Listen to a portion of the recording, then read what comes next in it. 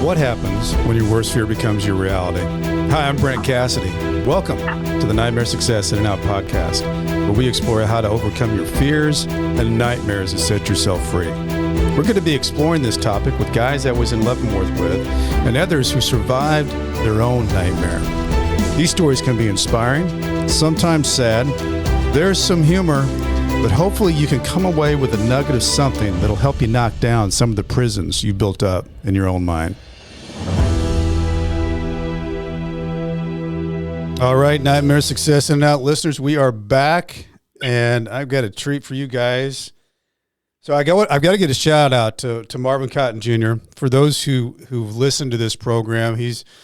Has an incredible story. Wrongly accused of murder, finally gets out after 20 years, doing incredible things. He's a fancy author now, marching all over the place with Better Not Broken. So anyway, Marvin and I talk frequently, and he says, "Oh, Brent," he said, "You have got to talk to Tony Gant." He said he's doing big things in Michigan. He's working and advocating for formerly incarcerated. And I said, "Oh my gosh, yeah, anybody that Marvin gives me, I'm like, yes, let's go." So give you a little background on Tony here. Tony was incarcerated the Michigan Department of Corrections for 20 years, from 95 to 2015. He's organized successful campaigns around housing and employment for directly impacted people. Tony is 2021 leading with Conviction Fellow with Justice Leadership USA. He's a father. He's an author. Midnight Whispers. Go check that out. He's also an owner of a lawn care service, Gant Lawn Care, at Gant Lawn Care. So Tony is also the Director of Policy and Programs Operations at Nation Outside, a nonprofit organization that advocates for the rights of formerly incarcerated persons. Can't wait to jump into all this. Tony and I were talking just a little bit before this. Before we get started, I want to introduce our sponsor, Auto Plaza Direct. You know, who likes spending a couple of weekends walking lots looking for a car? Then you spend like 4 or 5 hours in the dealership to buy a car? I don't think anybody really likes that. It's like a trip to the dentist. Well, there's a better way to take all that away from you, all that pain and hassle of getting a car. Auto Plaza Direct, they're your personal car concierge. Just let them know the car you want, what you can pay, and they'll go find that car for you. They'll negotiate your best price and deliver that car to you in any state. They also offer you warranties and financing. Full service. Go to autoplazadirect.com to get started with your personal car concierge. The new hassle-free way, the car buying experience you deserve. Auto Plaza Direct. Tell them Brent from Nightmare Success sent you. Okay, folks, let's get into this. Tony Gant, welcome in. Thank you so much, and good morning to everybody. And I appreciate your time, Brent. I'm excited. Right? Let's have a great conversation. Well, I am too. I don't know what they're doing in Michigan, but everybody that I have talked to, from Marvin to Daryl, now you guys, you don't let any grass grow under your feet. You take the hits and get back up and keep making changes. And you really, like you and I were talking about, Tony, one of the things that I want to get into today, we'll get into it, but we were talking about all the great things that you're doing now, but you said, "Hey, Brent, it wasn't easy, and getting in wasn't easy, and getting out wasn't easy." Let's talk. Let's go back a little ways. Let's get people introduced, Tony, into, because you basically said you kind of grew up in prison. So before prison, Tony Gant, growing up as a kid, what was that like? I grew up in a small town called Albion, Michigan, and my grandmother raised me. So that was my father's mother. So I had, while we grew up poor, there was a lot of love. I had a lot of love. My grandmother was my angel. And so I grew up in some housing complexes in the 70s, and it was fun, right? We were all young and primarily black, but we had a lot of fun. We went out to play every day, and that was my grandmother's mantra often: go outside to play, Go get outside out and the play. house. Yeah, absolutely, absolutely. And so I transitioned to sometime with my father. He lived in Chicago, and my mother lived in Jackson. But primarily, I was with my grandmother in Albany. So your grandmother was just a big player in your life. And Absolutely, absolutely, siblings wise, Tony, brothers, sisters? absolutely. On the side, there are 7 of us in total. Wow. I'm the oldest. Yep, 7 of us in total. I have a sister that's older than me, and then there's me, and everybody else is under me. So there are 3 boys and 4 girls. So That's got a huge family. that's a good sized family. So as you got into the world of being a kid, going to school, what was your school life? How did that all interplay with you? Yeah, school was fine. I wouldn't say school was a huge problem. I I I ultimately graduated in 1991, but I couldn't walk because I was in the county jail Mm. at that time for a drug charge and a gun charge. So I didn't actually walk the stage, but I did actually graduate in '91. I think beginning of high school was pretty typical. Um, I, I started, really focus on my academics, a lot of college bound classes. But that waned as I got an opportunity to learn what it was like to sell drugs. Right, Mm-hmm. that was a feeling of having some power and some notoriety that I was kind of invisible before then. So Tony, let's talk about that a little bit, because as you know, you're talking about grandma saying, "Hey, go out, play." When you went out to play, did it become just really natural for you to fall into that world of the neighborhood people that were they? Did you fall into people that were doing that and it became very easy for you to get involved in that, or how did that come to you? Well, I'll say we kind of all grew up together. Albion is a small town, Yeah. right? It's pretty close knit. And as some of my early childhood friends began to, I remember a friend, and I was still very dedicated to school at this point, dropped out of high school. And I was like, talking to him. We grew up together. And I'm like, bro, what is you What are you doing? doing? Yeah. And what are you dropping out of school? And he told me bluntly, like, I already know how to count. I don't need school anymore. I can Uh-huh. count. And he was doing really well selling drugs. Yeah. And so, yeah. Well, and I would think that that's a big deal too. If somebody starts selling drugs and they're making money when the round the group doesn't really have that much money, absolutely that stands out. I mean, how do you miss that? Yeah. Yep. So as time goes, you've had a little bit of experience with the law. If I remember,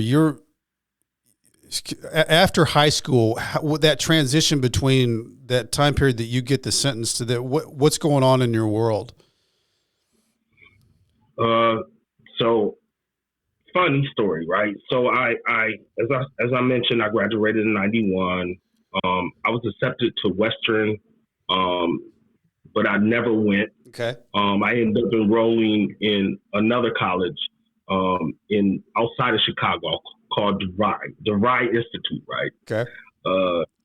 So I'm really selling drugs, but the expectation for my grandmother was that I would go to college. I would be first generation. Right. So I'm trying to meet that expectation while also pursuing this idea in my mind that I'm going to be this huge drug dealer.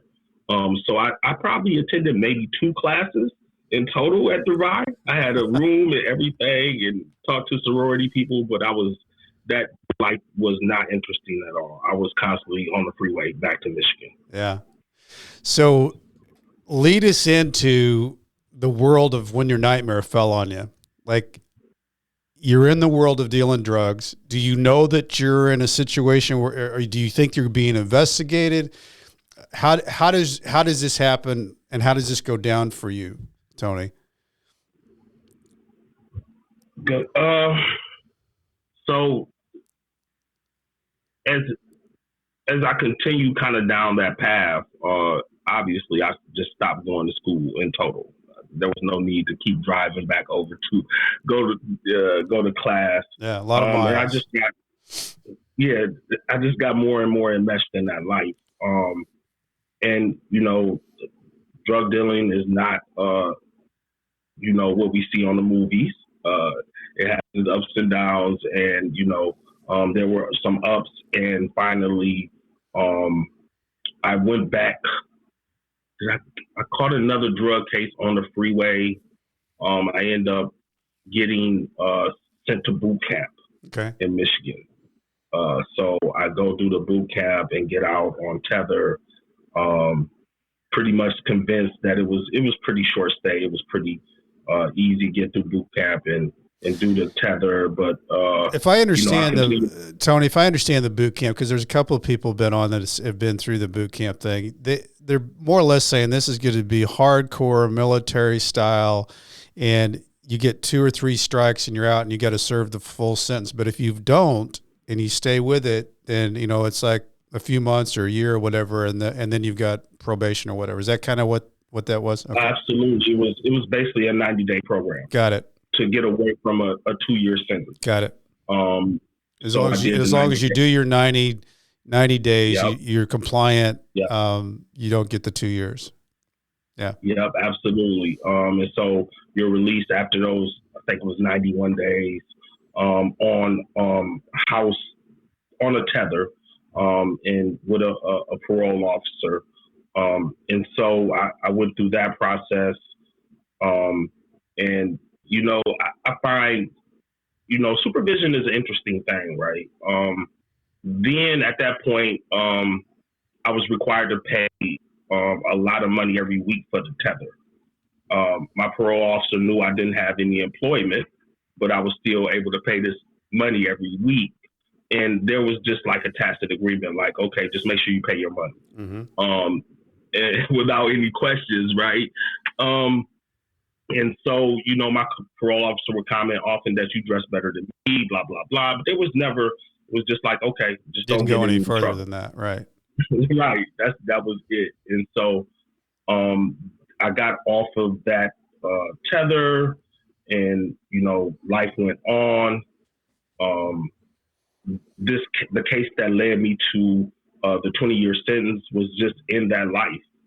It was just in that life that, a disagreement continued to spiral to other things, and it led to a violent moment one night.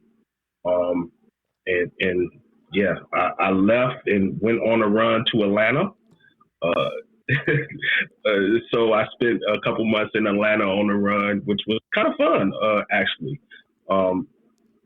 Came back to Michigan, and absolutely, as soon as I was back in Michigan, I was arrested. That was it. Yeah. Did you know that Tony? Because I've talked to a couple of people, Seth Ferrante and a couple other people. He was actually most wanted, and so was Danny Cox. They said they got tired of living, or they got really loose with living on the run. Why did you go back? So I came back up to do something with a friend. Okay. He was telling me about this opportunity, so I was going to come back up, and we were going to take advantage of this opportunity, and I was going to go back to Atlanta. Mm-hmm. While I was up here back in Michigan, really unwise. That was really unwise on my part. I was absolutely arrested. I think it was maybe the 3rd day I was back. So what happened? Did they just surround your car, or did they? How did you get arrested? No, they came to the house I was at. Okay. I was at my sister's house. I'm not sure how word got out. The word absolutely got out that I was back, and police absolutely, they were serious, and they came, and that was my last day of freedom until 2015. Wow. So going into this world, this has got to feel different to you, Tony. I mean, or did it feel different to you? Did you know that this was going to be this isn't a 90-day boot camp thing. This feels different. They're acting different. I'm looking at more time. Was that going through your mind? I think I knew it was a severe charge.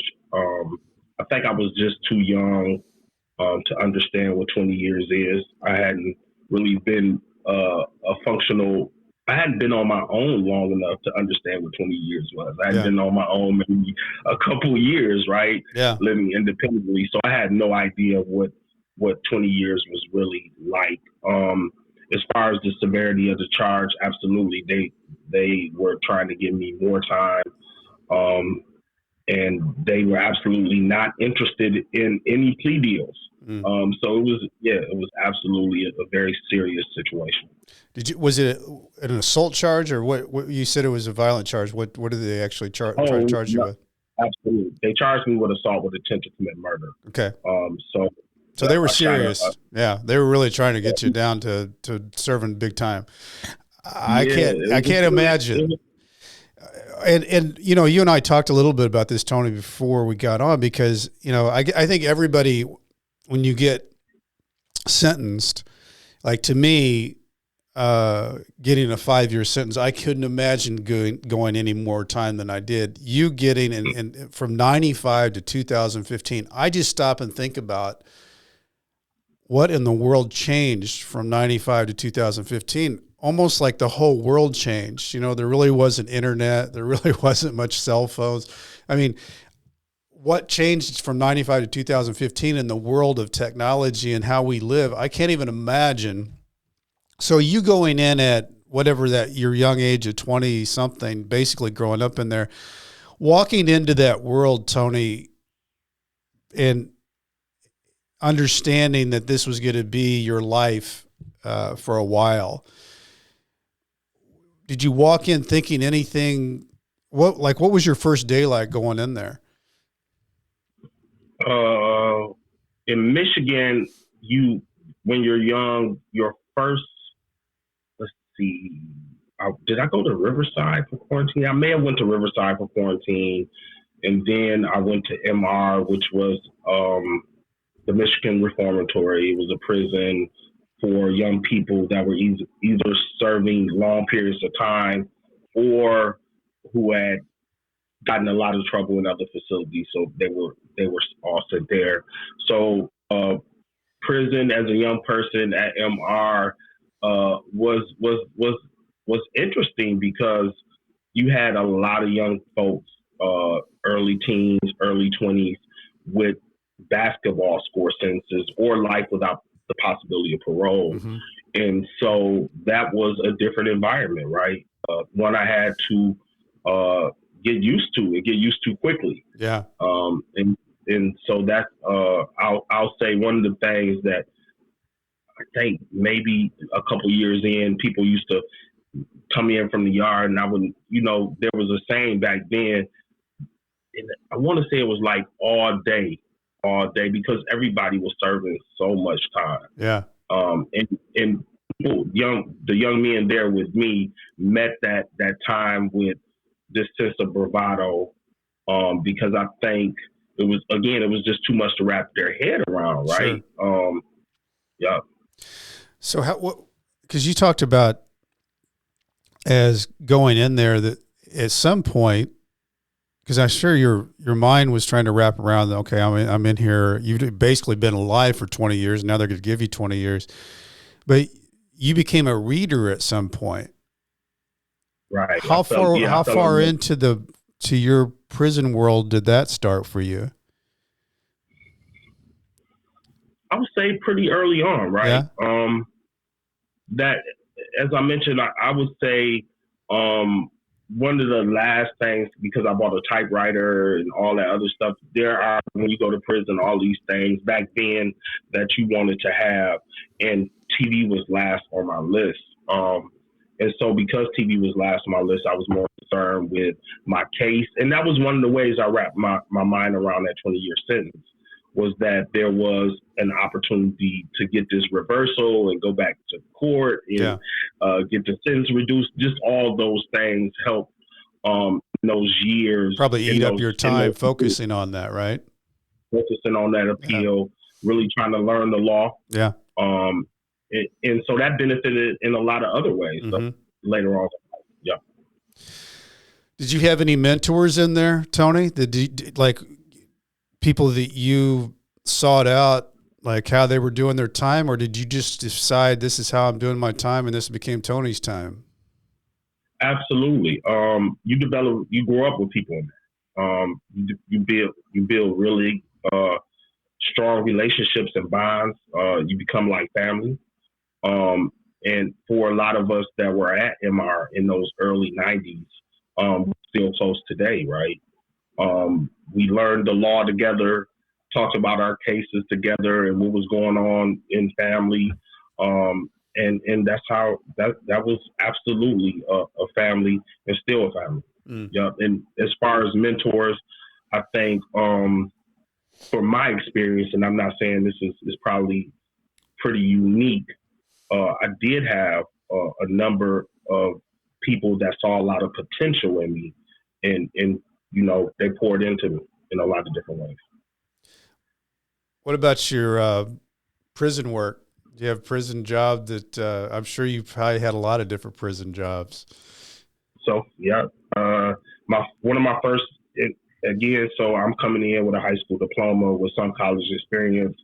So my first job, I believe, in prison was as a tutor. Yeah.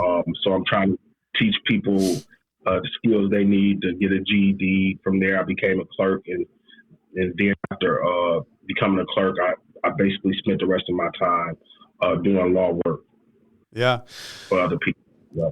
Which would have been a very sought after thing in prison, somebody that knows the law a little bit and that can help them with some, or, file a motion or any of those things. That's like gold. Absolutely. In prison, which also earns you respect too, Tony. That, one of the things that, it's a primitive environment in prison, but there is that level of respect. And if you're one of those you're a person that walks with that type of respect, prison is not as bad as those people that don't have that respect. Because if you don't have that respect in prison, you can, I think, live some dark hours. Definitely. In prison, let me not, I don't want to talk about prison through any type of rose-colored glasses. My first years in MR, I saw some pretty horrific stabbings. Never saw stabbings before. Yeah. But yeah, saw some pretty horrific stabbings, some pretty brutal stuff. And you learn just how violent prison can be from living there. Yeah, I mean, it's the talking about, stabbings. I mean, you live in that world, so you have to figure out how do I live in this world when this is actually what's going on in this world. And it sounds like to me that you kind of carved out an area for yourself, Tony, of things that you knew and you could help with, whether it be tutoring or helping people file things. When was it that you found out that you weren't going to get out with your motions? How far along did you go with that?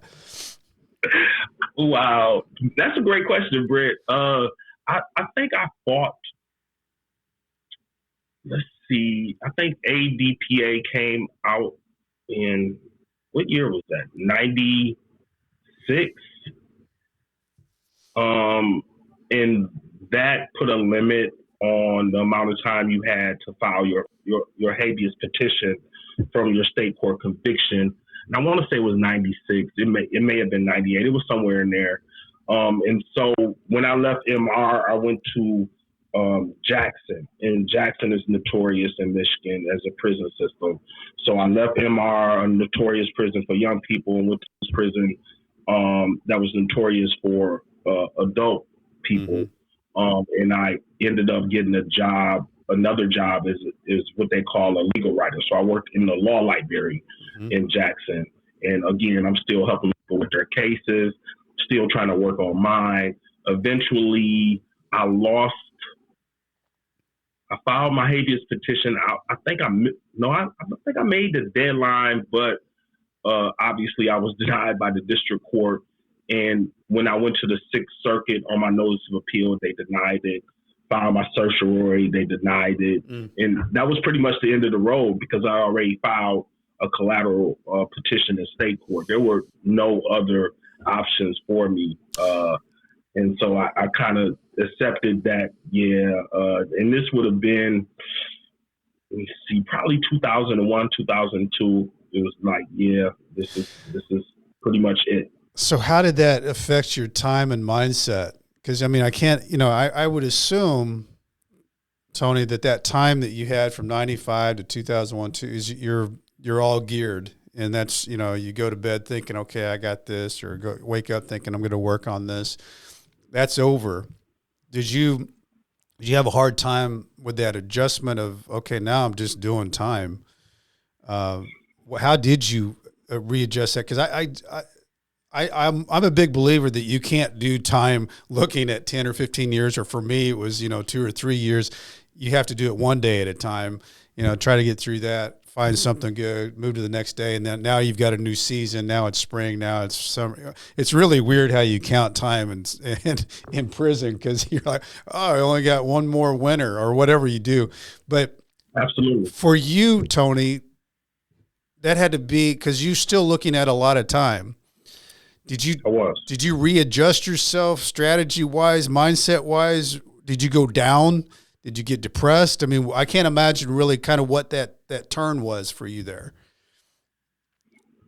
So I at that point, I really embraced doing the bit, right? And I know that may be a terminology that people aren't really familiar with, but I really transitioned into just what life is in prison. Yeah.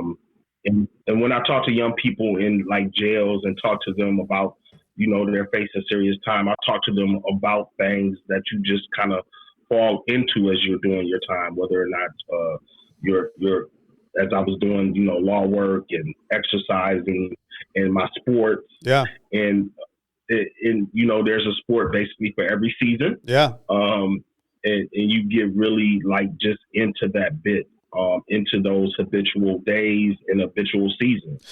And that's kind of how my bit went. Yeah. And it's funny because I was just rewatching Shawshank Redemption, which I also saw that when I was in prison, which was weird. But Morgan Freeman, there's so many different lines in that movie, but one that really sticks out to me is that he's talking to Andy when he first gets there, and he says, you look at these walls, you look around, and when you first get here, you look at them as if they're to keep you in.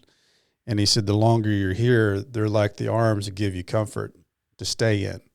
And it's, I see what you're saying, Tony, about that, falling into your bit, because you can really fall into all the sports things, all the workout things, all the different things that happen, because it happens on schedule. Everybody walks at the same time. Everybody eats at the same spot. Everybody you shower at the same, you get into these weird routines. And I think some of the routines are for you believing personally that you're in control of something when you're really not, but you are. It's your schedule. The only thing that knocks the hell out of that schedule is when they lock you down and ruins the whole day. And you right. realize you can't watch the World Series on TV or whatever it is. You realize that schedule that you think you own, all of a sudden, the siren goes off, a lockdown, and there you are. But let's talk about you getting close to the door to your freedom. Because I think I forgot to ask you, Tony, with the family that you had, it was such a large family, did you stay connected into that world, or were you into only the prison world and became unconnected from the outside? Yeah, so I had, during my incarceration, some pretty good family support. Okay. I had a sister that was, she's a twin, and she was, pretty much there as much as she could be there. My grandmother, obviously, until she passed away, was there as much as she could be. And I had an aunt and some cousins. So I had a pretty good family support. That's good, because a lot of people don't. Yeah, absolutely. Yep. During much of that incarceration period, I had pretty good family support. Because I think, Tony, what I always thought is I was very lucky on visits and that, and I always felt like that visit almost was like you kind of almost straddled the fence to be able to touch the outside, because, you know, you were hearing things, and, you know, it was just, it felt different than being inside prison. And then when that visit was over, you know, you got sucked back into the prison world. But I do think there's something about that, to have that visit and that connection, that you feel like when you make that adjustment to the outside, you've had some contact, so that you're not totally encapsulated into the world of prison. Yeah, I've never really thought deeply about, while I think it's great, and I think it's important that people keep connections with their family for the purposes of ultimately becoming a better person. As far as the visits, I don't know. They were always such weird things, and the more you get of them, and then just the return to prison was always tough. Like you go back to the unit, back to the block, and it's like, I'm back. I mean, yeah, real downer. Yeah, real downer. And some people decided they didn't want that. You know, that I know 2 or 3 guys that said it was just too tough, and wanted just not to be. He just wanted to do their time and be done, and they'd figure it out later, because they didn't. It was too tough for them to see the people that they loved, and there's a lot. There's a lot that goes on there. I mean, there's a lot that happens in that world. Absolutely. I remember a visit towards the end of my time, and my grandmother passed away a year before I was released. Right? And so that had to be so tough, Tony. Somebody dying while you're in prison, and somebody like that. Well, because that was my mother, right? So that's what made it rough. People passed away during that 20 years, obviously, but nobody that close. Yeah. And so towards the end, she would, my grandmother never learned to drive, right? Okay. So she dropped out in like middle school, but she was like this amazing woman. So she never learned to drive. And she would always, either my aunt would bring her, or she would catch a ride with a friend. And so towards the end, she had a cane, and it was really hard for her to move around. But one day she decides that she's going to ride up to see me. I was in level 1 in Jackson, and she comes, and I don't even know she's coming. I wish I could have told her not to come, but she came, and she's by herself. Yeah. And she had all these, you had to get these prison tokens so you can get to the vending machine. Yeah. And she was determined that she was going to give me all this stuff out of the vending machine, and she was just struggling at the vending machine. And then in the visiting room, as a prisoner, you can't get up, right? You're not supposed to get up and go towards no vending machine, do none of this stuff, because they're sure you're smuggling drugs every time you move. Right.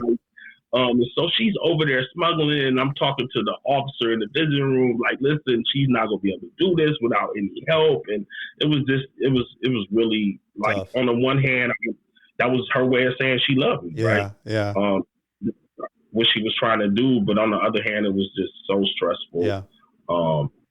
Just dealing with that. I mean, that's really sweet that she came there to see you. I mean, I didn't drive, so I mean, that was just yeah, absolutely. Yeah.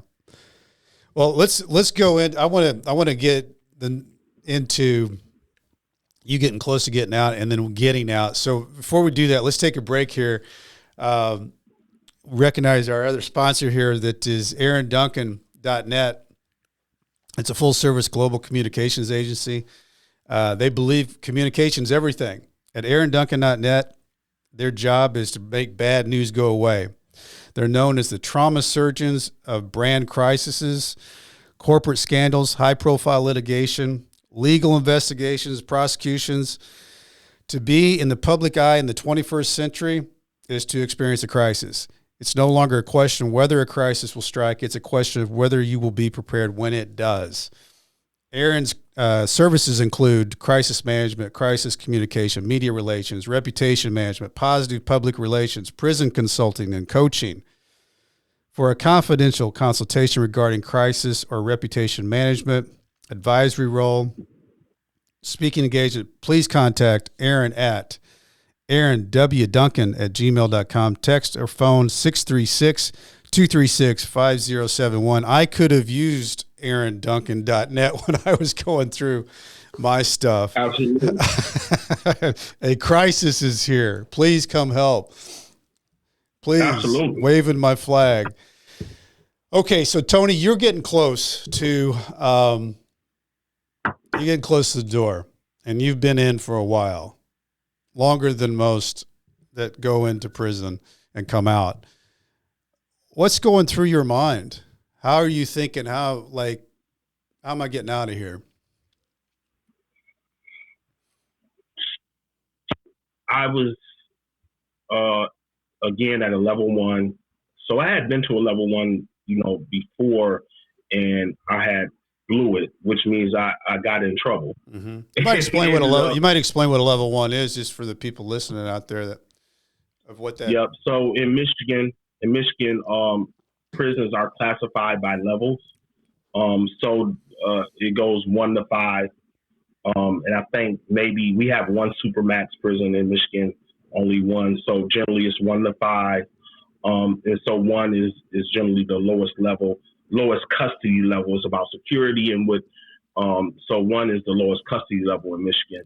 And so the closer you are either to your out date or depending on your disciplinary record, that decides where you'll be placed in prison. And so I had been in a level 1 before, but again, like I said, I was in my bit. And in your bit means a lot of different things. So I end up blowing level 1 at that point and going all the way up to ad seg and then having to work my way back down. So I'm back at a level 1. I'm in college, so I'm taking college classes there. I really didn't anticipate that I was getting a parole my first time. I really didn't expect it. I remember talking to my counselor, my unit counselor, and he was going over my tickets, my disciplinary record, and saying, "Yeah, this is pretty bad. I'm not sure. I don't think you're going to get a parole." And I didn't think that as well. So I was still mentally, I was just still in my bed. Mm-hmm. I was still, working out. I had a store, going to school. I was still doing my bit. Yeah.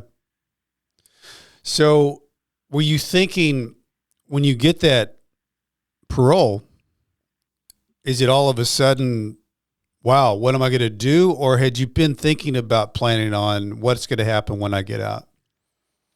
Absolutely. So I already started planning what I wanted to do once I was released. Okay. I was married. I got married maybe a year before. Okay. So I was married at that point, and I was already planning all the things I wanted to do once I was released. I just didn't think this first parole was going to happen. So I built into my mind a cushion for a passover or a flop, which is them telling me they'll see me in another year. Okay. I got to ask you though, Tony, you got married while you were in prison. So did you actually have a ceremony in prison? Absolutely. We had a real ceremony. Not a traditional ceremony like in a church, but absolutely a priest and a best man and all that good stuff. Well, and the person that you married, had she been with you through the journey of what you were going through? No, she had not been with me for the entire bit. Okay. She was a friend that would pop in and out of my life during incarceration. It was a person that I knew, like I said, before I was incarcerated. She and I had the connection that we both were at one point involved in a lot of stuff in the street. Yeah. And so that was our connection. She had already changed her life around. Mm-hmm. And so, yeah. Well, the only reason I bring that up, I think that's huge, that you got married, she turned her life around. And to me, if I'm you thinking, coming out of this world that I've been in of 20 years, and I've got somebody that I can, trust and that is already gone through the life transformation, basically transition to help you kind of transition out. It had to be kind of a big deal for you, right? Absolutely. And I think in a lot of ways, um, a lot of that stability was really helpful in those initial months when everything was kind of falling apart. Yeah, let's talk about that, Tony, because I don't want to skirt over the fact that, when people get out and people start doing good things, that doesn't just happen. There's a lot of things that you have to swim through and eat a lot of shit sandwiches to get to the good stuff of feeling like this is me, this is what I want to be doing. What was it like for you getting out and plugging yourself back into a society after 20 years? It's a couple different things. I think first, I often tell people I was extremely naive as to what life was going to be like post release. I had a lot of ideas on what I was going to do. I've done most of those things, which actually, is cool. I want to talk about those too. Yeah. But what I'll say is that my naivety was based on the fact that it would be easier post release than it really was. Mm-hmm. Just the ability to get a job was it was just utterly impossible. I'll just say that. It was impossible for me to get employment when I was released. And I tried every way I could. What did they mostly say to you, Tony? Just so people know on the other side. When you go out there, you're trying to go get a job. They tell you got to go get a job. Got to have a job. And then what happens?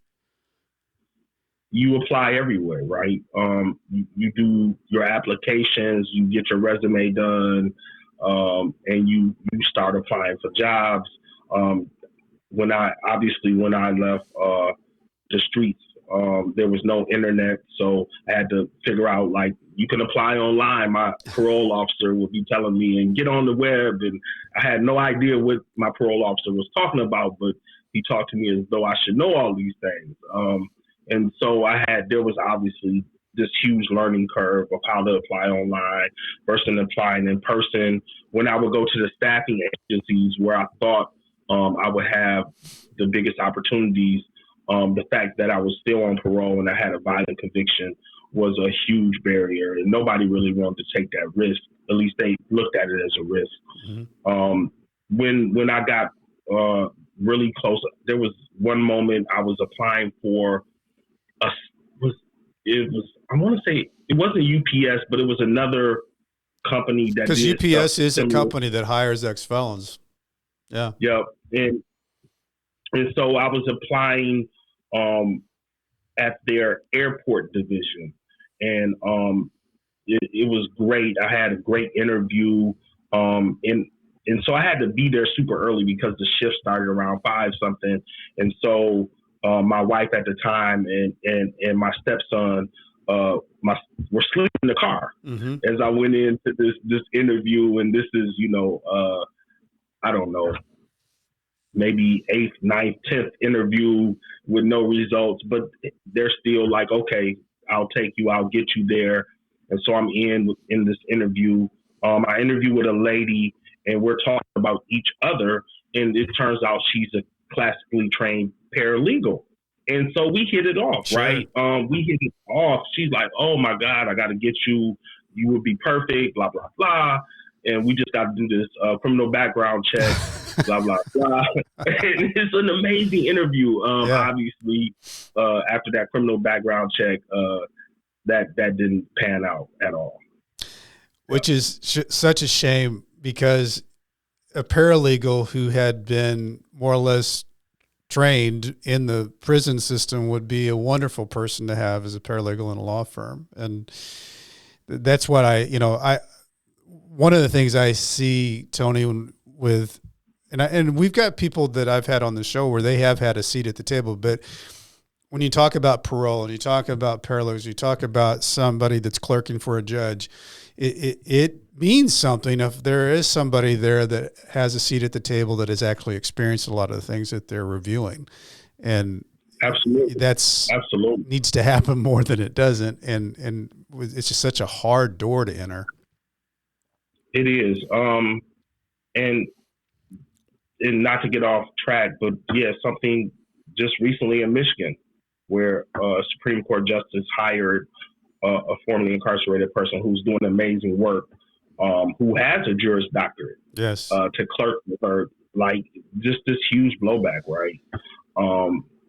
And Well, one of the judges said something really bad, and I read that story, Tony, because when I was reading about you, that came up in the story, because one of the things you do is advocate for people who've been previously incarcerated. But he had all the qualifications of everything that you would ever want for somebody that would be in that role as a clerk, except for the fact that he had a record.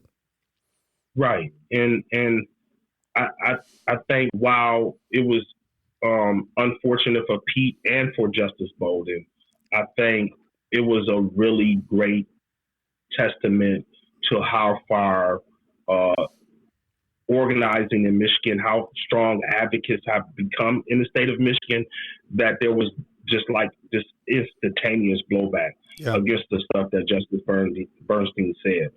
I think we're getting closer to having some real second chances, but I think there's still a lot of work to be done. Well, and I think Tony, in that particular situation, the fact that he got that far caused the conversation. And if he hadn't have been able to get that far, there wouldn't have even been a conversation. So he really opened the door for what are we doing? Why are we doing this? Why are we limiting these people?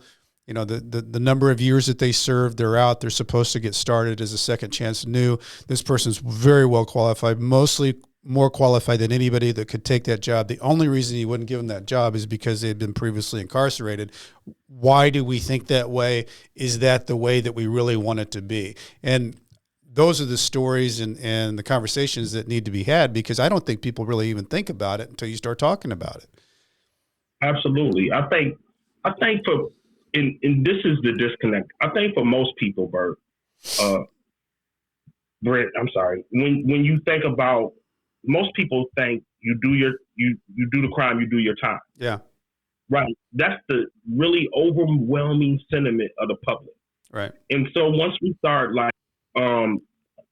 peeling back the layers of what it's really like to do the crime, do the time, and then stay in this state where you're perpetually punished, right, the general public is like, wait, no, that's not the way it should be. Right. And so I think more of the public is getting on board to say, yeah, people should have a real second chance. They did their time.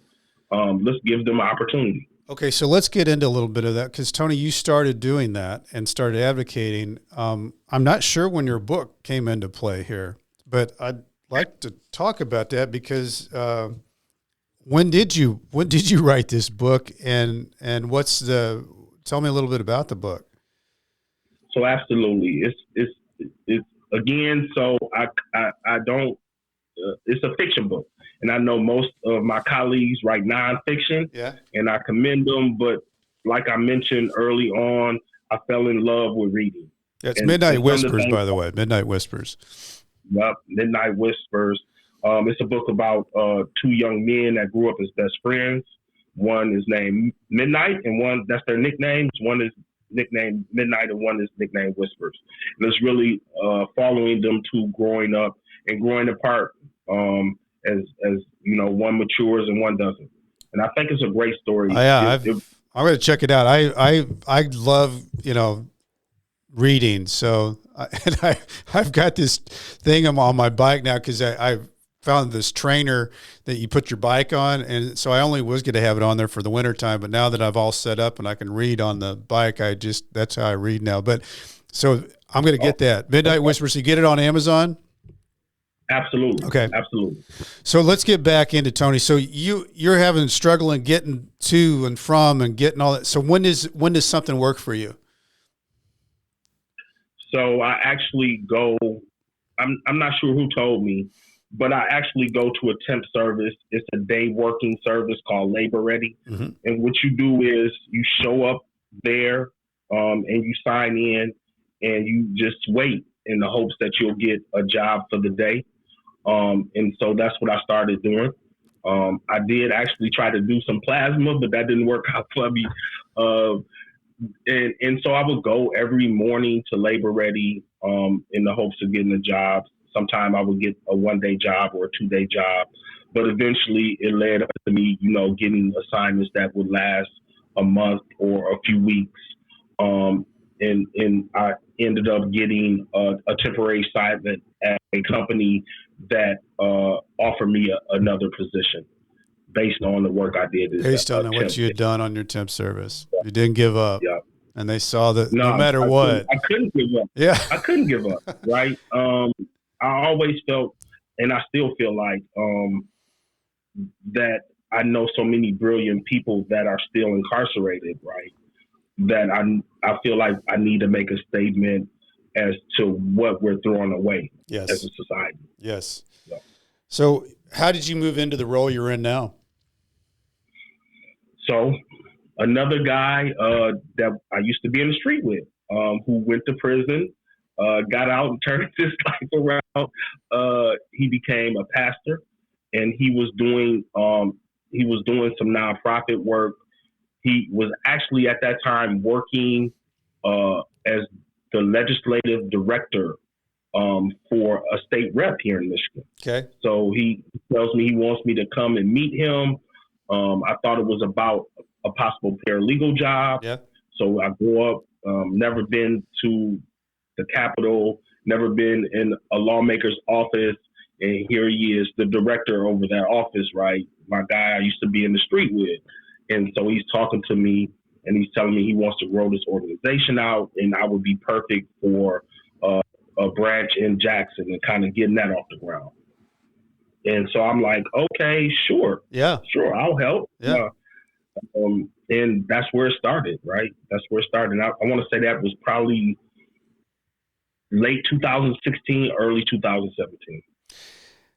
And I mean, just because I know, because of Daryl Woods and Marvin Cotton, you are a guy that's known as a player that's advocating and making change for policy in the world for the previously incarcerated. Can you kind of talk about what you're doing? Absolutely. So right now in the state, we're laser focused on addressing housing. We've been working on this for probably the last 4 years, growing out a campaign locally around the state in different cities, trying to work to get cities to address the issues that people with criminal histories face in accessing housing. We've had some success in those cities on the local level, and so this year, using that local success, we're planning to mount a statewide campaign to change the laws across the state to stop the discrimination that people face in accessing housing. I think is absurd, and I think most people will agree. I love it, Tony, because I don't think people even realize that if you really take it all the way down and break it all the way to the studs, the ex-felon is the last of its breed that you can legally discriminate against. And can you imagine if you had a box, if you were black or white or you can't do it. You can't do it, but you can do it. Right. And what you're doing is so important. Housing is one of the most important things you can ever have for an individual who's trying to get anywhere in life. And to be able to put your voice behind that because you've lived it and you're part of it just gives that much more power to be able to affect change. And I love what you're doing. I just think it's what we were talking about before we got on. What I hope out of this, Tony, is that the hard work that you do and the policies that you change, I think the bigger piece of all that is there's so many different pieces of ex-felons doing good things across the country. They need to have some kind of umbrella over them to lock arms and get it all done, be one big voice, because there's so many good minds out there that are making that step and getting the door open for so many people. But It's people like you, Tony, that you're dedicating yourself to making that change. And you, along the way, what you're doing is inspiring people too. And I was telling you that what I love about this program now is we're in over 200 prisons.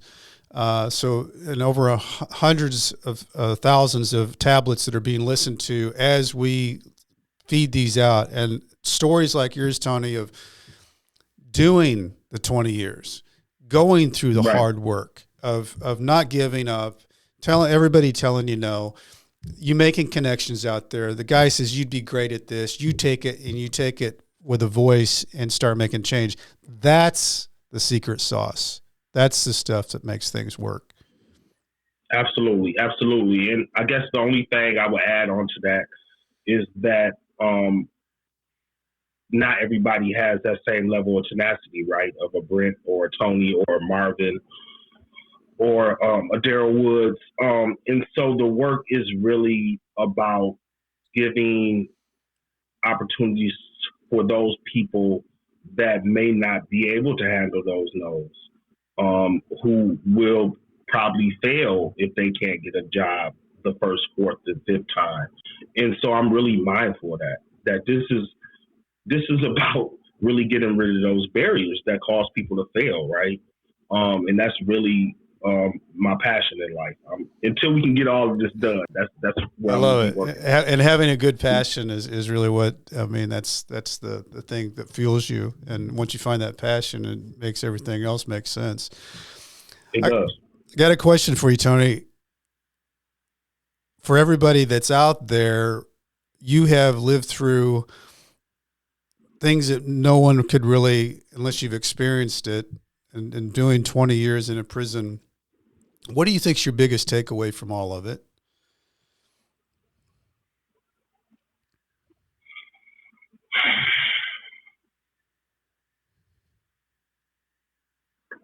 In one word, is and I think you know this, being able to adapt, having flexibility. And I think it's funny because it kind of applies in with our body as well. You know, the older we get, the stiffer we tend to get. And so, you know, as you lose flexibility, it just makes life difficult. I would encourage people to be flexible and not get locked into an idea of who they think they are, because they're probably more than that. Yeah. I've had a lot of friends I've lost since I've been home, who I've encouraged to get into this work, but they were so locked into a sense of who they thought they were that they couldn't see themselves like becoming something other than that. So I would just encourage people to embrace flexibility. I love that. Embrace the idea. Yeah. And Tony, you being able to adapt, it gives you so much more confidence in you. That's what you've done. You know, you had to adapt every step, but the key to that is you didn't quit stepping. You know, absolutely. Adapting to you meant falling forward and evolving in whatever that was. And you've done that both in prison and since you've been out of prison, figuring out what steps those are, but you were stepping forward with it. And that's a key. Absolutely. That's a great. And I appreciate that. I appreciate you saying that, Brett. But that's a great takeaway though, because people can live by that. For those looking for a book out there, looking for Midnight Whispers, go to Amazon. I've got a book too. It's called Nightmare Success. What's your book, Brett? What is it? Nightmare? Yeah, Nightmare Success. I'm looking it up. Yeah. I'm looking it up. Check it out. Go to Amazon, Barnes & Noble. I think also Walmart has it. So, yeah, Tony's got a book, Midnight Whispers. Brent's got a book, Nightmare Success. For all those out there, don't forget to go to Apple. When you're on an Apple platform, there's 3 little bars up there. Follow the show. Makes it easy. While you're on that site, go scroll a little bit down, and you can leave a review. It really helps. Really helps to leave a review because it pumps up the volume on how they promote the show. If you want to leave me a message or anything, I love talking back and forth on BrentCassidy.com. Don't forget that I spell Cassidy wrong. I spell it with a TY instead of a DY. Part of the cool guys are DY, Sean and David, I guess. For those and in the likes and the comments on social media. Love that. Just keep doing it, and I'll follow back up, and love the back and forth. As I used to say when I was typing my own emails back and forth from Leavenworth, stay strong, and I'll do the same. Tony Gant, thank you for being here today, man. I appreciate you, Brent, man. Neighbor success in and out. Thanks. Absolutely, bro.